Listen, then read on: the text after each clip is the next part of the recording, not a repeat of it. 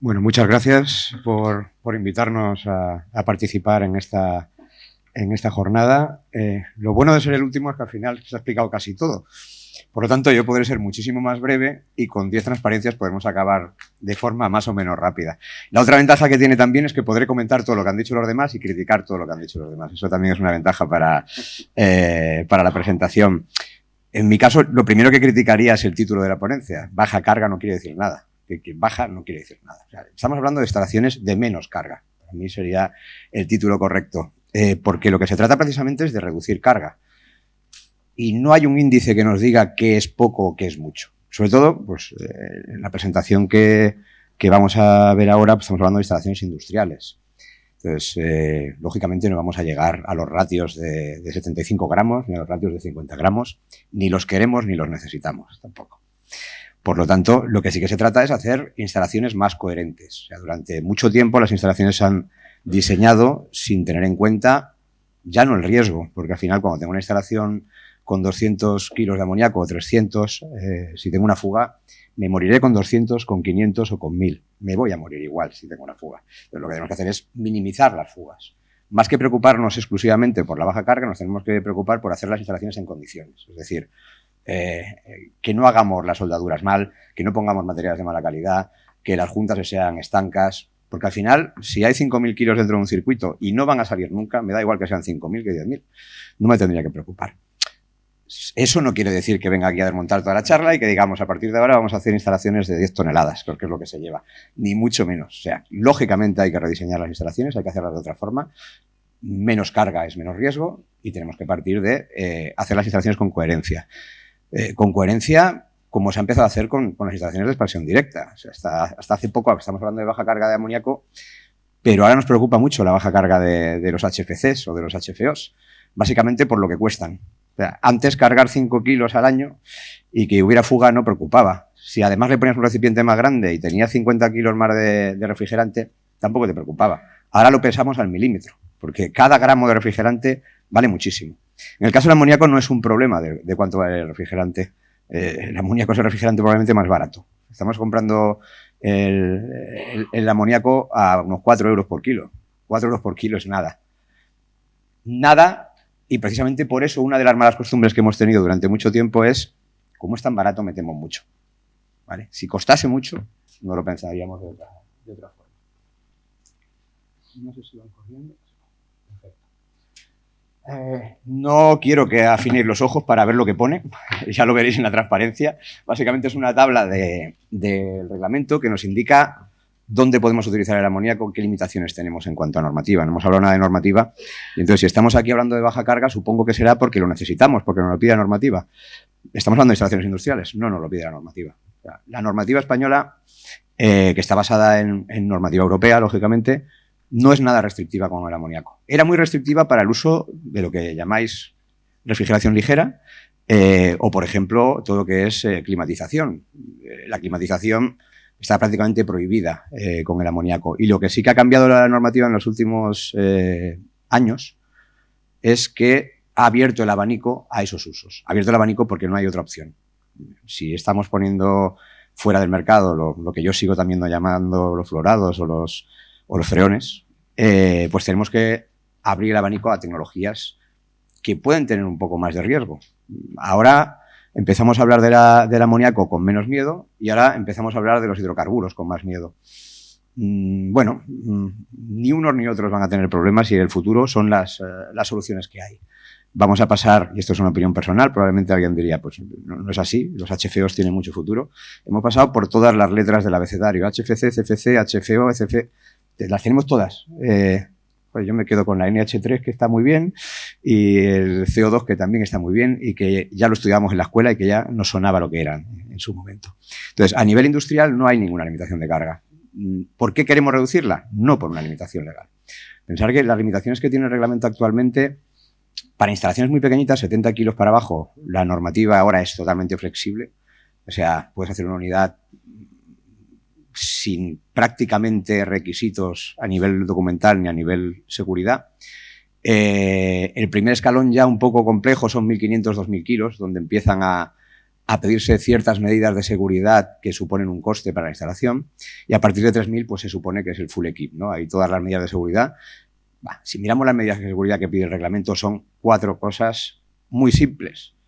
O sea, que te pidan unos trajes de seguridad, que te pidan unas máscaras respiratorias y que te pidan un ventilador ATEX no es un coste elevado. Por lo tanto, no hay ningún inconveniente con esas cargas elevadas. En otros países sí. Mauricio hablaba de Italia. Yo hablaré de Francia. En Francia las limitaciones con el uso del amoníaco son muy importantes. Es decir, a partir de ciertos kilos prácticamente tienes que hacer un estudio de seguridad específico de esa instalación y además pues tienes que tener el acuerdo del ayuntamiento, de la comunidad, etcétera. O sea, se complica muchísimo y por eso en Francia se ha trabajado mucho en reducir esas cargas, cosa que nos ha ido bien para poder importar ese tipo de soluciones y esas ideas a nuestro mercado. Pero como os digo, a nivel legal, en España, que tenga 3.000 o 4.000 kilos no es un problema. ¿Dónde está el tope importante? El tope importante, donde realmente sí que es un problema a nivel legal, son las 50 toneladas. A partir de 50 toneladas acumuladas por varios sistemas de refrigeración, ahí se complica porque se te considera una industria química peligrosa y, por lo tanto, ahí sí que tenemos un hándicap. Con 50 toneladas de refrigerante, por muy mal que lo haga, es decir, con cargas de 10 kilos o 20 o 30 kilos por kilovatio, igualmente me salen un porrón de kilovatios. O sea que, vamos, instalaciones de 50 toneladas ya tienen que ser de un tamaño considerable. Esto es una instalación de amoníaco tradicional. ¿Y qué vemos en una instalación de amoníaco tradicional? Pues un montón de potes, un montón de recipientes, un montón de sitios donde hay un montón de líquido. Básicamente es eso. O sea, la diferencia de un sistema de expansión directa tradicional, de los que habíamos hecho con HFC, y las instalaciones de amoníaco, es que cuando es una instalación de amoníaco está lleno de potes por todos lados. Y además nos gusta llenarlos mucho, porque ya que están, ¿para qué los vas a tener vacíos? Entonces, se pueden seguir haciendo instalaciones de este tipo. Son instalaciones muy fáciles de manejar. Los sistemas inundados, bombeados, gravedad, etcétera, son sistemas que funcionan prácticamente solo. Los que nos dedicamos al frío siempre tenemos la frase que dice todo hace frío, ¿no? Al final todo hace frío. Y si es con amoníaco inundado, más. O sea, es muchísimo más sencillo. Son sistemas de niveles. No hay una válvula que mida recalentamiento. Son sistemas de meterle mucho líquido a un sitio para que evapore. Entonces es todo a lo grande. Ese es el concepto en el que tenemos que empezar a pensar que a lo mejor, ni desde el punto de vista de la inversión, que al cliente eso le va a encarecer, más pote es más dinero, ni desde el punto de vista de la inversión, ni desde el punto de vista del espacio que ocupas, ni desde el punto de vista de lo que después le va a aportar. O sea, un separador más grande, un recipiente más grande, no le aporta COP o rendimiento a la instalación, le aporta más carga de refrigerante y le aporta más riesgo a esa instalación.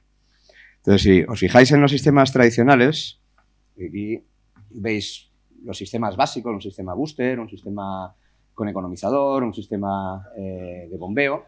Hay recipientes absolutamente por todos lados. Todos lo solucionamos con un recipiente, ¿vale? ¿Hasta qué punto? Hasta qué punto que todos lo solucionamos con un recipiente o haciendo trampas de líquido. Entonces, tú ves una instalación de amoníaco tradicional y ya en la propia caída del condensador pues le ponemos un sifoncito. ¿Para qué le ponemos el sifoncito? Para que me haga un taponcillo, un sello. No hay otra forma de hacerlo que con el amoníaco. Pues que cada sifoncillo ya es 1 kilo de refrigerante. Entonces, tienes 4 condensadores y de golpe la carga específica de 75 gramos la tengo en los sifones. De ahí para adelante me empieza a sumarle. Entonces, bueno, hay soluciones alternativas a ese diseño de sifones, a ese diseño de trampas de líquido, a esa sobrealimentación de las instalaciones. Veis aquí dos recipientes y aquí lo que se trata es el de en medio, es un recalentador de doble tapa.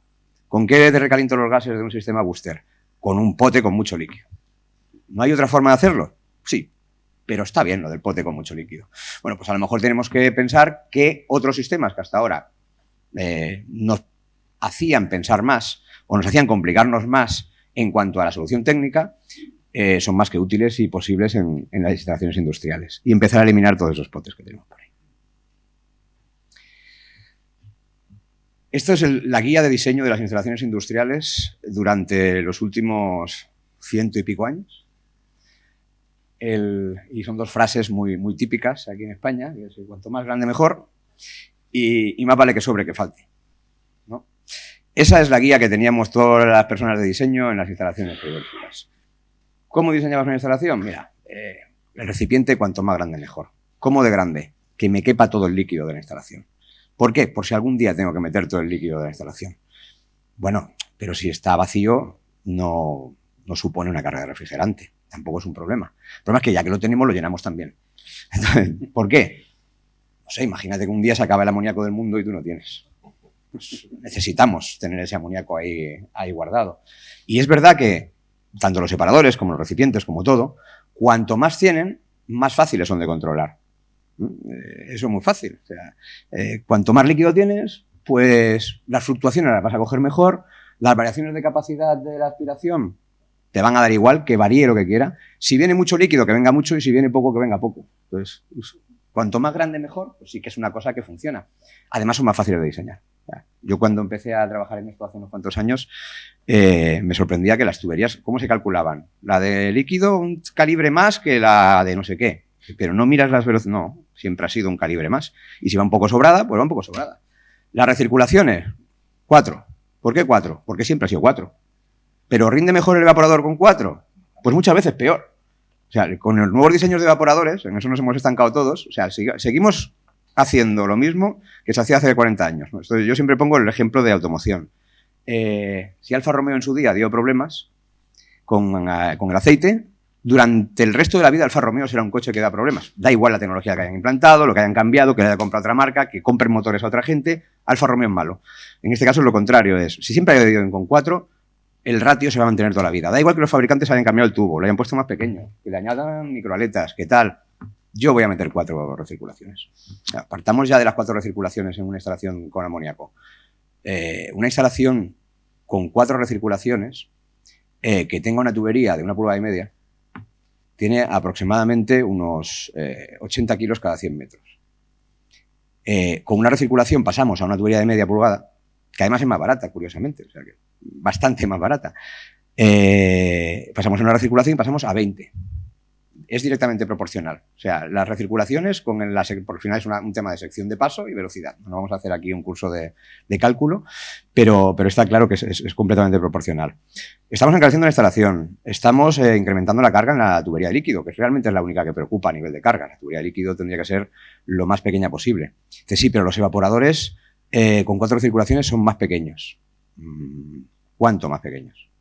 Había una regla por ahí que decía que un evaporador de expansión directa es un 15% más grande que un evaporador inundado. Y dicen, no, pero es que los evaporadores son más eficientes. A mí me da igual, si el evaporador no consume. El evaporador que sea eficiente o no. Creo que todos en casa hemos cambiado la tecnología de las calderas de alta temperatura a calderas de baja temperatura. ¿Y qué hemos hecho? Poner radiadores más grandes. Porque el que consume es la caldera, no el radiador. El radiador es un trozo de hierro. Entonces, a lo mejor tenemos que poner trozos de hierro más grandes. Trozos de hierro más grandes que además, después, a nivel de carga refrigerante, tienen menos carga. Tienen menos carga si empiezo a jugar con las recirculaciones. Es decir, menos recirculaciones, evaporador más grande, pero con menos carga refrigerante. Ya sean sistemas de expansión directa o ya sean sistemas bombeados. Los intercambiadores hasta hace poco también se calculaban, había gente que comparaba superficies, yo todavía las comparo, y lo seguiremos haciendo por costumbre, pero incluso durante mucho tiempo se compraban por volumen interno. O sea, en algunos mercados te compraban evaporadores, en el mercado de la fruta era muy, muy habitual, ¿no? Que te decían, no, yo quiero tantos litros por kilovatio. ¿Tantos litros por kilovatio? ¿Por qué? ¿A qué tienen que ver los kilovatios con los litros? Yo he estudiado algo y no sé qué fórmula me ligan los litros con los kilovatios. Pero a tú le dabas un evaporador que tenía menos litros de los que consideraba y decía, no, te faltan litros, ese evaporador es pequeño. Bueno, pues no va así, ¿no? Para eso hay gente que se dedica a calcular evaporadores, para eso hay laboratorios, para eso hay ensayos y por lo tanto tenemos que fiarnos de los fabricantes. Después lo que hemos comentado antes, cuanto más refrigerante metemos, mejor. Porque además, si un día tengo una pequeña fuga, la absorbo sin ningún problema, ya irá bajando el nivel. Si falta refrigerante en un evaporador o le tengo que meter más recirculaciones, tendré líquido ahí para meterle más recirculaciones. Cuando un evaporador no funciona, lo primero que hacemos es abrirle la válvula a tope en un sistema inundado para que entre más líquido, cosa que muchas veces es contraproducente. Hace que baje el rendimiento del evaporador. Pues precisamente todos esos conceptos son los que tenemos que cambiar. Aquí hemos dibujado este burro que es, al final es lo de burro grande ande no ande, que es la tercera frase que nos faltaba por añadir. Componentes específicos, por ejemplo, los separadores. Separadores, los separadores son para separar. Mucha gente lo llamaba acumuladores, pues ya partimos mal. Si le llamas acumulador a algo es que ya tienes pensado que ahí va a haber mucho líquido. No, separadores para separar y se tiene que diseñar para separar. Reglas de cálculo que habéis utilizado muchos de los que os dedicáis a esto. Te hacías un separador de bombeo antes y decías, vamos a calcular el separador. Hay unas fórmulas, unas velocidades, tal. Pero después la altura del líquido la ponías a 1/3 del diámetro. Y el nivel de seguridad a 2/3 del diámetro. ¿Por qué 1/3? Porque siempre ha sido 1/3. Desde los romanos ha sido 1/3 los separadores. Entonces, ostras, claro, te coges un separador de bombeo con un diámetro 1200 y lo llenas hasta 1/3 de líquido que no te sirve absolutamente para nada porque es el punto de control y ahí ¿cuántos kilos tienes? Pero es que de golpe tengo 1000 kilos ahí metidos en el separador. 1000 kilos, ¿para qué potencia? Para que sea ese separador, que pueden ser 100 kilovatios y pueden ser 1000. Pero como es 1/3, es 1/3. Ya tienes 1000 kilos estancados que no te van a servir absolutamente para nada. El nivel de seguridad no me preocupa. O sea, la fase gas dentro de un separador no son muchos kilos los que vas a tener. Los recipientes de líquido es lo mismo. Sistemas tradicionales, por ejemplo, que no digo que no se vayan a utilizar y no haya que utilizarlos, pero por ejemplo el tema de termosifón. El sistema tradicional de enfriamiento de aceite del amoníaco es el termosifón. Termosifón de partida ya no se incrementa la carga. Tú tienes que tener una serie de litros ahí guardados para que el sistema funcione y por lo tanto ya está condenando los litros que voy a tener en esa instalación. Sistemas, si nos metieran muy en profundidad, de separación de aceite por peso dentro de un recipiente de líquido. Venga, tiene que estar ya te metes 3 toneladas de partida solo para separar aceite. Bueno, hay otras formas de separar aceite. Los separadores, lo que hemos dicho, bien grandes. No hay más tecnologías que la velocidad para separar el líquido. Hay filtros coalescentes, hay demisters, hay otras tecnologías para la separación. Por lo tanto, cuando aquí se habla de expansión directa, que yo lógicamente también hablaré de expansión directa, no nos olvidemos que no vamos a sacrificar los sistemas inundados. En ciertas instalaciones de ciertos tamaños, la expansión directa no va a ser la solución. Y lo que tenemos que hacer es sistemas inundados mejorados, bien diseñados. O sea, utilizar separadores de alta eficiencia en vez de tubos gordos que separen, pues a lo mejor esos equipos tienen que tener algo por dentro para que realmente hagan su función. Al final, los separadores de aceite son un ejemplo muy claro. Son cacharros que no están vacíos. ¿Se podían hacer vacíos? Sí, también separaría. Ahí sí que nos hemos preocupado. En cambio, en las zonas de alimentación por gravedad o bombeo, simplemente era pote grande, pote grande, pote grande. Lógicamente, la válvula de expansión. Esto ya lo ha comentado prácticamente cada uno de los ponentes y no voy a ser el único que no lo haga, ¿no? O sea, hicimos una charla en una conferencia hace mucho tiempo, hace creo que 4 o 5 años, antes de la pandemia. Y una de las personas que estaba en el público, porque hablamos algo de la expansión directa de amoníaco en aquellas también, cuando acabó la charla dijo, oye, una cosa, así a viva voz, las instalaciones con expansión directa con amoníaco no funcionan. Y yo decía, yo tengo unas cuantas y están haciendo frío. Y decía, no es verdad. Es verdad que la válvula de expansión mecánica no era la mejor solución. Aún así funcionaba. O sea, instalaciones con expansión directa se hacían antes de que yo naciera. Sí, con potes antigolpe de líquido más grandes, con recalentadores de aspiración, con muchas trampas para que todo lo que ha explicado Julius antes, ¿no? De la gota que cuesta, que vaporiza. Básicamente aquí tenéis dos puntos que ya habéis conectado, que es el alto calor de vaporización que tiene el amoníaco, es uno de los puntos más desfavorables, la humedad, lógicamente, en el circuito, y los problemas con los aceites. Claro, como toda la vida hemos diseñado instalaciones con aceites no miscibles con el amoníaco, nos ponemos a hacer el sistema de expansión directa y metemos los mismos aceites. Y eso no funciona. O no funciona bien, porque no está hecho para eso. Entonces, yo todavía veo a día de hoy instaladores que hacen instalaciones con aceites PAO para expansión directa. Y te lo separan antes de que llegue el evaporador. Y dices, entonces, ¿para qué hacer una expansión directa? Si precisamente la gracia es que el aceite circule por el circuito y que sea un aceite más o menos miscible con el refrigerante. Al final, ¿qué necesitamos para que funcione un sistema de expansión directa? Un control más fino. Joder, hemos inventado la válvula de expansión electrónica hace un tiempo ya. Pues no hay ningún problema. Tenemos un control mejor. Unos evaporadores mejor diseñados, lógicamente. No pensados, no podemos coger un evaporador pensado para inundado 4 recirculaciones y tratar los circuitados y la forma de construcción de la misma forma. Tienen que ser diferentes. Y después utilizar un aceite tipo PAC, que nos va a garantizar el funcionamiento lo más parecido a una instalación de las tradicionales de HFC o HFO. Pero no nos quedemos con la expansión directa. La alimentación por gravedad y el bombeo van a seguir siendo una buena opción. Y precisamente los fabricantes lo que han ido es trabajando en sistemas de baja carga inundados. Aquí tenéis un par o tres de ejemplos. En la parte de arriba tenéis un separador de alta eficacia en forma de U, de un fabricante muy conocido. A la izquierda tenéis ahí también un intercambiador de carcasa y placas con separador incorporado. Las cargas de refrigerante que tienen este tipo de sistemas no van a igualar a las de la expansión directa, pero tampoco van a subir mucho. Y como decía antes, que un evaporador tenga una carga de 20 gramos o tenga de 40 gramos no va a ser lo más preocupante. ¿Qué recupero con el tema de la funcionamiento con gravedad y con bombeo? Lo que recupero es la facilidad y la estabilidad de la instalación. Una instalación industrial tiene que ser robusta. A veces una válvula de expansión no es todo lo robusta que debería ser. Entonces, cuando tienes una instalación con 500 válvulas de expansión, tienes 500 problemas. Es así. Si tengo un sistema bombeado, tengo dos problemas que se llaman dos bombas. Entonces, la robustez que tienen los sistemas inundados, pues es más que importante. Y el control es más sencillo. Es decir, estoy midiendo recalentamientos, tal. Aquí sigo con los niveles. Simplemente con niveles con menos kilos. Los sistemas spray chiller, por ejemplo, al final lo que hacíamos antes cuando hacíamos un multitubular es inundarlo hasta arriba de refrigerante con una transmisión muy mala. Un multitubular inundado tiene muy mala transmisión. Hay sistemas de spray chiller que lo que haces es pulverizar el refrigerante encima de los tubos, consigues un coeficiente de transmisión muy bueno, por lo tanto equipos más pequeños, puedo conseguir diferenciales térmicos mejores. Una de las cosas que ha comentado alguno de los ponentes es: para la estabilidad del sistema está mejor tener una evaporación más baja a las tradicionales, ¿no? En vez de irnos a un delta T5, pues nos iremos a 8 o 9. Tenemos por ahí el problema de recalentamiento, no nos olvidemos. O sea, aunque vayamos a recalentamientos bajos, eso lo tiene que hacer el evaporador. Por lo tanto, eso va en detrimento del rendimiento de la instalación. Un sistema inundado me va a permitir acercamientos más grandes de temperatura, tanto en los enfriadores de placas como en lo que serían los propios evaporadores. O sea, diseñar una instalación con un diferencial térmico de 3 grados en la evaporación, entre lo que es el glicol que yo quiero producir y la temperatura de evaporación, eso con expansión directa es complicado. Es complicado. Y con un sistema inundado no hay ningún problema.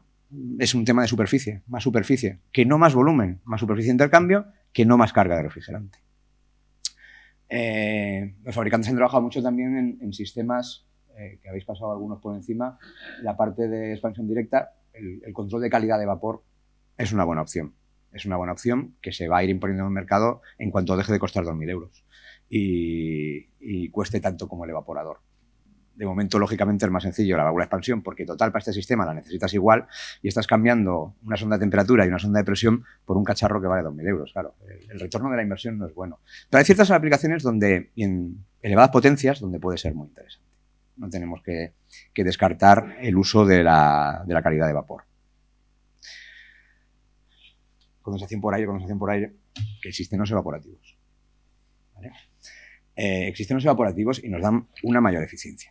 Podemos hacer los números que queramos. A mí me da igual aire que evaporativo, que adiabático. No fabricamos ni una cosa ni la otra. Las compramos, o sea que... Pero, ¿por qué aire? El aire siempre va a ser más ineficiente. El termómetro húmedo siempre va a estar más abajo que el termómetro seco. Por lo tanto, la condensación media que puedes tener va a ser siempre más baja con el evaporativo. ¿Cuánto? Pues depende de la zona. Y depende de lo que pueda bajar tus compresores, la presión, y depende de muchísimas cosas. Pero va a ser más eficiente. ¿Que el agua es cara? Bueno, es un tema económico. Tú pones cuánto cuesta el agua, cuánto te vas a gastar en agua, cuánto en tratamientos antilegionela, lo pones en una hoja y lo comparas con el ahorro energético que vas a tener. Dependiendo de la instalación no tendrá ningún sentido. Incluso la inversión puede ser a veces muy grande. Pero ¿dónde está el hándicap de los condensadores evaporativos? No solo por el tema de eficiencia. Pues cuando queremos buscar baja carga, pues decimos, es que un condensador evaporativo es un trozo de tubo lleno de líquido. Entonces eso, baja carga no va a tener. Los fabricantes de condensadores ya están y ya han trabajado hace tiempo con ello. Aquí tenéis un par de ejemplos, pero hice unos números el otro día y me salía unos 100 gramos de refrigerante por kilovatio frigorífico. Que dices, esto se lo sumo a lo que tú tenías. O sea, me pongo en 175, le quito 15 del condensador de microcanal y me quedo al doble. Ya, pero es poco. Y yo voy a condensar a 35 el día más desfavorable del año con un rendimiento fabuloso y voy a condensar a 15 grados en el otro extremo con un rendimiento buenísimo y sí, consumiendo algo de agua. Instalación más compacta, La compacidad sí que para grandes potencias necesitas un campo de fútbol de condensadores de aire y, por lo tanto, incluso el volumen que necesitas, la superficie que necesitas, no compensa poner una condensación por aire. 50 ventiladores contra 3 ventiladores, 50 problemas contra 3. O sea, hay muchos motivos por los que porque el evaporativo no se tendría que descartar. Y sobre todo lo que decía, los fabricantes, ya sea con dos tecnologías, unos fabricantes optan por reducir el tamaño de la batería suplimentando con paneles de intercambio, de torre abierta, es decir, te cambio la superficie llena de refrigerante por otra superficie que no va a estar llena de refrigerante, es una torre híbrida, o por la reducción en el tamaño de los tubos que se utilizan. Al final, durante toda la vida se hicieron con este tubo y ahora, ostras, la gente de los evaporadores ha bajado el tamaño del tubo y baja la carga. Por lo de los condensadores también lo vamos a hacer. Y funciona, y reducen la carga. Entonces, estamos con ratios que han bajado al 50% del condensador evaporativo tradicional. Y son condensadores que para vosotros son estándar ahora. Pues si hacéis una comparativa entre un modelo tradicional y un modelo de los que llevan 10 años en el mercado, que ya empieza a ser tradicional también, realmente ha bajado la carga al mínimo, ha bajado a estos ratios que estamos viendo aquí. Lógicamente la condensación por aire es interesante, no vamos a decir que no, la condensación por aire es interesante, tenemos el microcanal, tenemos los tubos estriados internos, ¿por qué no la condensación con aire con paneles adiabáticos? Es decir, el híbrido entre condensador evaporativo y condensador de aire. ¿Por qué no combinar el microcanal con los paneles adiabáticos y tener un intercambiador con muy buen rendimiento estacional y una menor sección ocupada de espacio en lo que es la instalación? No todas las instalaciones son centralizadas, no nos olvidemos.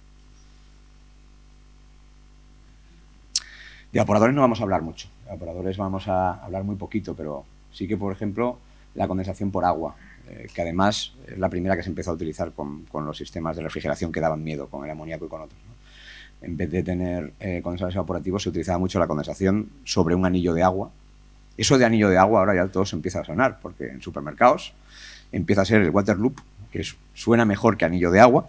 El water loop es un sistema de distribución de la parte de condensación que reduce la carga de forma muy significativa. En supermercados se utiliza mucho para poder implantar circuitos de hidrocarburo con muy poquita carga y, ¿por qué no?, para poder implantar instalaciones centralizadas de amoníaco que distribuyan ese anillo de agua por el supermercado. Después veremos una imagen de cómo funcionan.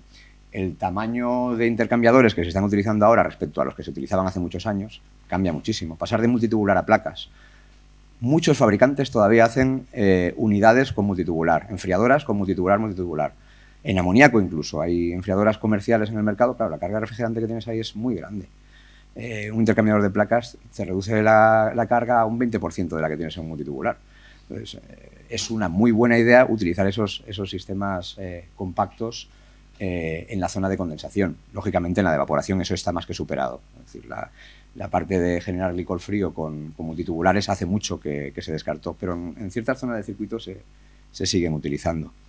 La foto que tenéis aquí de los compresores, ¿a qué tienen que ver los compresores semiherméticos con la baja carga? Menos mal que lo ha explicado Julius, porque yo no sabía qué decir, pero había que ponerla. Había que ponerla porque esto no se trata de baja carga, esto se trata de reducción de riesgos.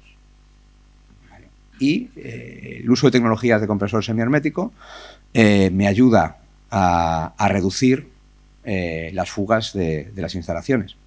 Yo ahí discreparía un poco, porque creo que un compresor abierto solo tiene un punto de fuga añadido. El resto de la instalación tiene los mismos latiguillos, las mismas bridas, los mismos puntos de fuga, sea hermético o semihermético.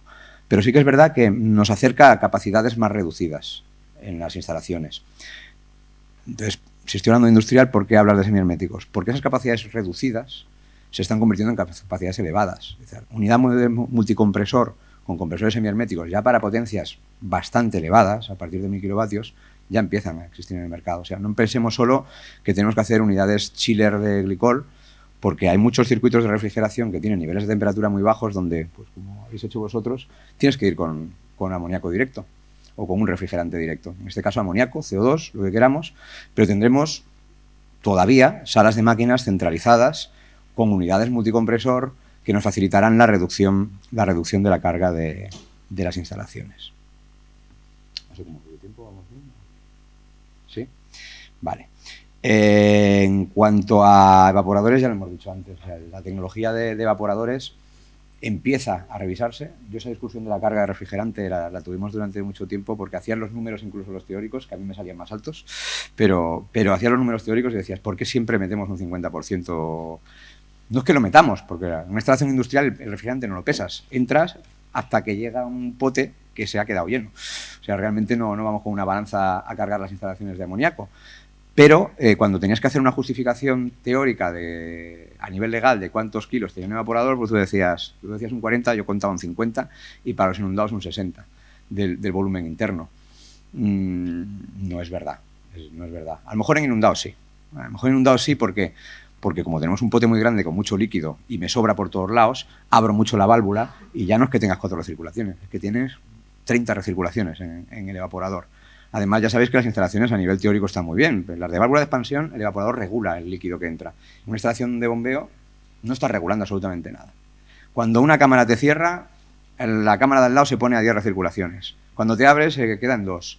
La de allí, cuando cierra, de golpe, 20 recirculaciones y las bombas, todo lo que puedan, donde se equilibre la bomba con el circuito. Entonces, no es un sistema muy preciso, no es un sistema muy eficiente, porque sobrealimentar muchas veces no es lo mejor y, por lo tanto, te va a generar ineficiencias en el circuito. Los retornos húmedos, pérdidas de carga en retornos húmedos, etcétera. Podemos estar aquí toda la tarde hablando de esos temas, pero se generan ineficiencias. Por lo tanto, sí que uno de los puntos que tenemos que hacer para reducir la carga y mejorar la eficiencia de las instalaciones es trabajar con sistemas de control más finos en la alimentación de los evaporadores. Eso del todo nada tiene que ir migrando, sobre todo cuando queremos reducir la carga de refrigerante, porque con todo nada y mucho líquido detrás haces lo que quieras, pero con todo nada y poco líquido detrás, ahí sí que podemos tener problemas de rendimiento. Entonces se trata de agudizar un poquito más el ingenio, pensar un poquito más a la hora de diseñar las instalaciones y no coger las 2 frases de antes. Es decir, cuanto más pequeño mejor, lo vamos a cambiar, cuanto más pequeño mejor. Y cuanto menos líquido, mejor. Y no por un tema legal, sino por un tema de riesgos. Una de las formas que tenemos para reducir la carga de refrigerante, compactar, compactar y compactar. Y es una forma de diseño que a nivel europeo siempre se ha trabajado más. Y aquí, como nos gusta hacer las cosas in situ, es decir, yo me voy con todos los tubos para allá, con todos los compresores para allá, empiezo a dejarlos caer por aquí, por allá, un tubo de aquí para allá 10 metros, pues 10 metros de tubo para allá lleno de líquido, 10 metros más que vienen para aquí. Entonces, si vamos con ese tipo de diseño de partida, de una sala de máquinas tradicional, pues de partida vamos a tener más carga de refrigerante. Es imposible que nos salga poca carga de refrigerante. Una sala de máquinas, aquí tenéis un ejemplo, una sala de máquinas se puede hacer completamente compacta. La mayoría de elementos, y sobre todo ahora que estamos hablando de que la utilización de fluidos indirectos o fluidos secundarios, intermedios, está más que estandarizada para ciertos niveles de temperatura. Ya rara vez se hacen salas de trabajo o cámaras incluso de 0 grados con refrigeración directa. Eso ha ido desapareciendo, como ha desaparecido en nuestras viviendas, ¿no? Dejamos de tener quemadores dentro de las habitaciones de gas a tener una caldera y un circuito indirecto. Pues para ciertos niveles de temperatura genera una ineficiencia, es verdad, pero nos simplifica muchísimo la instalación. Esa ineficiencia además se tendría que valorar, porque la inercia que tienen los sistemas indirectos es mucho más grande y, por lo tanto, una cosa compensa la otra. La tecnología de intercambiadores compactos nos ha permitido también acercar mucho la temperatura de evaporación con la temperatura de glicol y, por lo tanto, esos circuitos indirectos cada vez son más directos. Si además lo combinamos con el amoníaco, pues nos abre el abanico a donde quieras. Es decir, a nivel legal decíamos que no hay ninguna pega en lo que es industrial. Para mí industrial también es un hospital. ¿Cuántos kilos de refrigerante puedo poner en un hospital? Con muy poquitos. O sea, la potencia frigorífica que tienen, si lo comparas con un matadero, es ridícula. O sea, con muy poquitos kilos de refrigerante puedo hacer muchísimas cosas. Y esta compacidad de las salas de máquinas, pues como hemos dicho, nos va a repercutir en tener una reducción significativa en la carga de refrigerante, aparte de otras muchas ventajas. ¿Cuál va a ser la compacidad máxima? La compacidad máxima es la containerización, es decir, irnos a instalaciones containerizadas con amoníaco, ya sean para circuitos directos como para circuitos indirectos. En vez de tener una gran sala de máquinas con un gran separador, vamos a hacer el separador más pequeñito, vamos a meterlo dentro de un habitáculo y voy a tener un montón de ventajas. Aquí veis, hemos puesto la primera y de diferente color, que es el motivo de la charla de hoy, que es la reducción de carga de refrigerante. Pero aquí tenéis, por ejemplo, pues ya veis la centralización de la carga. Es decir, al final no es tan importante cuánto refrigerante hay, sino dónde está. Porque si está al lado de la persona que está trabajando, aunque sean 500 gramos, va a ser un problema. Por lo tanto, el alejar esa carga de refrigerante de las personas es la parte importante. Por eso nuestro reglamento habla de salas de máquinas específicas y nos obliga a hacer ciertas medidas o salas de máquinas al exterior. Reducimos el riesgo de fugas, menos tuberías o menos soldaduras, menos puntos de fuga. Y por lo tanto, aunque tengamos un nivel de kilos superior, pues lo tenemos todo mucho más controlado. Los tiempos de instalación, que no tiene que ver con la carga, pero sí se reducen muchísimo los tiempos de instalación. Y después tenemos instalaciones portátiles. Los clientes nacen, mueren y desaparecen y crecen y se mudan y se cambian, y mudar una instalación de amoníaco es volver a hacerla. Entonces, con el diseño compacto lo que conseguimos es que esa instalación pues sea muchísimo más flexible en cuanto a la vida futura que pueda tener. Aquí tenéis un ejemplo muy claro con un contenedor marítimo con su circuito de bombeo de secundario y un condensador evaporativo. Esta es una instalación de baja carga. Estamos hablando que llamo baja carga, a lo mejor son que para 4.000 kilos o 4.000 kilovatios, a lo mejor tengo 1.000 kilos de amoníaco en un circuito directo. El ratio está muy bien. El ratio está muy bien para bombear contra un túnel y tener un separador. Vale, será el doble, el triple o el cuádruple de lo que pueda tener un sistema compacto, pero suficientemente bajo. Lo que os decía, no hay una normativa específica aquí en España y lo que se trata es de minimizar el riesgo y no tanto preocuparnos si vamos a batir el récord de gramos, porque nadie nos va a dar ninguna medalla por batir el récord de gramos.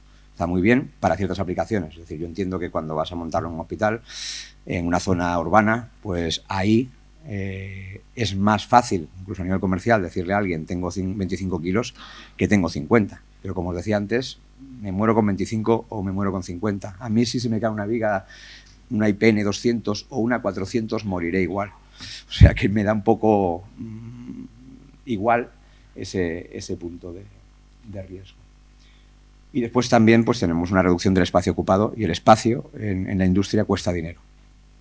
Por lo tanto, tener menos espacio gracias a la containerización aporta muchísimas ventajas.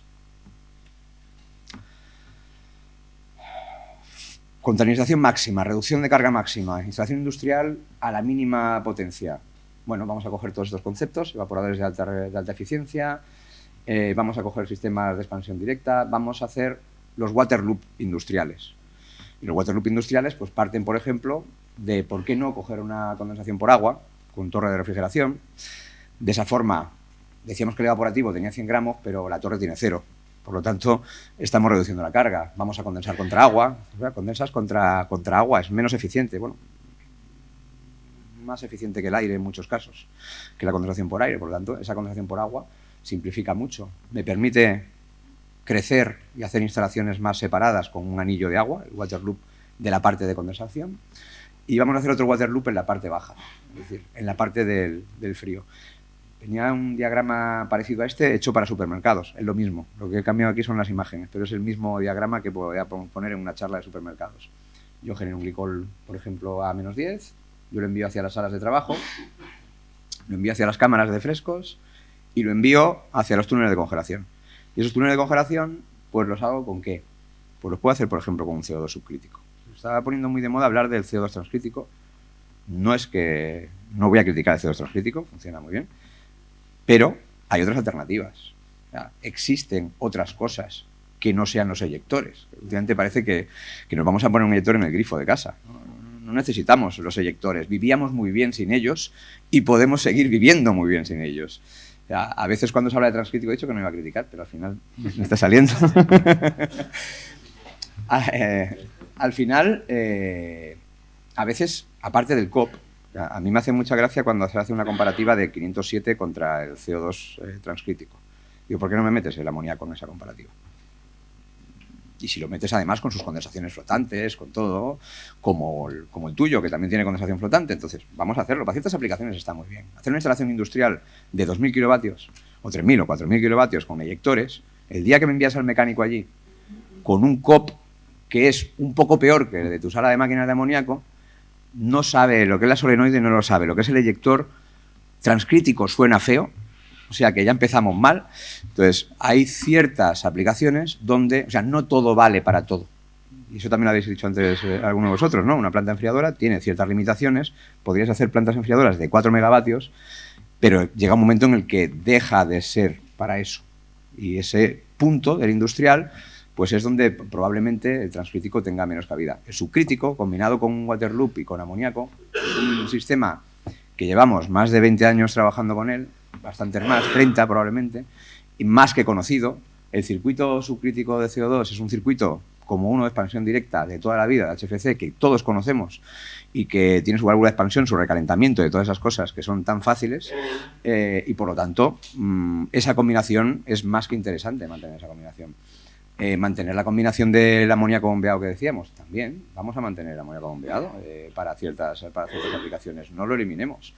Pero eso sí, con esos conceptos que hemos dicho antes de reducción de las tasas de recirculación, reducción de los tamaños de los recipientes, incremento de la superficie de intercambio de los evaporadores, sí, porque es bajo tasas de recirculación de 1,2 que comentaba antes alguno de los ponentes, pues van a ser más grandes probablemente. El 1,2 para ciertos diseños de evaporador pues es una tasa de recirculación pues bajita. A lo mejor tenemos que hacer 2 o 3, no lo sé. Cada uno hará sus números y hará lo que considere. Tampoco vamos a hacer una guía de diseño porque si no nos vamos a quedar sin trabajo algunos y tampoco se trata de eso, ¿no? Pero sí que tengamos en cuenta que tenemos que partir primero de ver lo que se está haciendo en la industria del calor, no del frío. Es decir, en el calor hace mucho tiempo que la centralización de instalaciones es una cosa que se ha puesto o se ha intentado motivar. Aquí sí que cuanto más grande mejor. Es decir, un motor de 200 kilovatios rinde mejor que un motor de 15 kilovatios. Ya solo por normativa, por la exigencia de la normativa. Y por lo tanto la centralización nos aporta un plus de eficiencia y de reducción de carga también. 5 equipos de 5 kilovatios tienen más carga de refrigerante que un equipo de 25 kilovatios. Porque al final hay muchas partes de la carga de refrigerante que es común. Por ejemplo, en los condensadores, ahí reducirías bastante la carga. Por lo tanto, esa centralización nos ayuda también a esa reducción de carga de refrigerante. Cuando digo centralización, no quiere decir que todo tire de una sola sala de máquinas. Para mí esta foto de aquí es una centralización. Estoy centralizando el water loop, estoy centralizando la generación de temperatura intermedia y, por lo tanto, estoy acumulando ese refrigerante en zonas muy concretas. Esto sigue siendo una centralización. Y a nivel industrial, la centralización de salas de amoníaco también nos va a aportar ese plus de eficiencia energética. Al final, lo que no podemos empezar a hacer es instalaciones con menos carga, pero menos eficientes. Tenemos que incrementar el ratio de consumo, reducir el ratio de consumo, perdón, a la vez que reducimos el ratio de carga. Porque si con una cosa voy a penalizar la otra, al final no va a tener ningún sentido. ¿Qué ventaja tenemos en cuanto a reducir la carga en las instalaciones? Cuando hacíamos charlas... Eso era. Yo os voy a robar un minuto más porque ya... ¿Qué tenemos de bueno? Yo cuando hacíamos charlas hace tiempo empezamos a ponerse de moda el tema de eficiencia energética por la subida de los precios de la luz, del gas, que llevamos hablando 20 años del tema. Yo siempre decía, lo bueno de las instalaciones frigoríficas es que las hemos hecho tan mal que ahorrar es muy fácil. Es verdad. Es así. O sea, tú coges cualquier instalación, te coges el coche, vas allá, le haces 4 ajustes de termostatos, sin mucho más, le pones una condensación flotante, le haces no sé qué, no sé cuánto, y de golpe la factura se te reduce un 30%. O sea, yo de media un 30% lo haces con la gorra. Del 30 al 35 te cuesta un poquito más, del 35 al 40 te cuesta más, pero el primer 30 lo haces con la gorra. Entonces, esto es aplicable también a la reducción de carga. Un cliente que tiene 15 toneladas, ¿cómo reduzco la carga? Bajando los niveles de ese pote que has llenado hasta arriba. ¿Cuánto te puedo reducir la carga? No te voy ni a ver, un 30% mañana. Te reduzco la carga. Si hay alguna normativa que mañana nos penalice tener mucha carga refrigerante y pensar que a veces no son las normativas. En otros países las compañías de seguros te cobran por el riesgo. Y la carga refrigerante, cuanto más pagas. Es sencillo, es como el coche. Cuanto más caballos, más pagas de seguro. Ahí tenemos un punto importante en el que de momento no se ha prestado atención por desconocimiento, porque las compañías de seguros no saben lo que es la refrigeración, no te voy a decir si saben lo que es el amoníaco. Entonces, el amoníaco, curiosamente, cuando tiene una instalación de fertilizantes, ahí el seguro sí que se lo mira, porque fertilizante, amoníaco, malo. Instalación cárnica, nadie se acuerda que hay una instalación frigorífica ahí detrás que tiene amoníaco, que tiene CO2, que puede tener hidrocarburo. Entonces, las compañías de seguros todavía no están muy puestas en ese tema, pero llegará. Entonces, ese es otro motivo por el que realmente tenemos que empezar también a plantearnos la reducción no solo de las nuevas instalaciones de carga, sino la reducción de carga de las instalaciones existentes. Tenemos instalaciones que tenemos que vaciar, que tenemos que optimizar esos niveles, que tenemos que conseguir reducirle el riesgo a esas personas. Nos estamos preocupando desde los departamentos de PRL de poner escaleras para acceder a los falsos techos. ¿Por qué no nos preocupamos de reducir los kilos de refrigerante que tiene una instalación para que esa instalación sea menos, me gusta decir peligrosa, porque peligroso y amoníaco se ha utilizado demasiado, pero menos riesgo? Y bueno, poco más. Creo que ya hemos llegado al final de la jornada, así que... Muchas gracias, Juan Carlos. Muchas gracias.